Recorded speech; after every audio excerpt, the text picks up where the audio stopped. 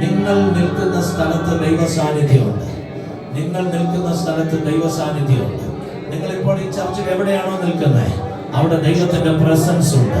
നിങ്ങൾ പ്രസൻസിന്റെ അകത്താണ് നിൽക്കുന്നത്. എന്നിട്ട് ഈ സാന്നിധ്യം നിങ്ങളെ ചുറ്റുന്നറിയാമോ? ചലഞ്ചസുകളെ എല്ലാം ഫേസ് ചെയ്യുക.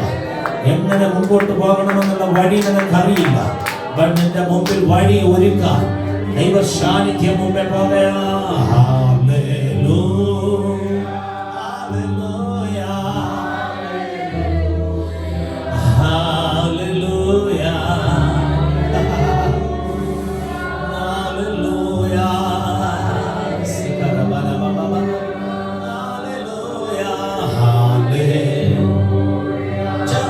ഉയർത്തി ആരാധിച്ചാട്ടെ.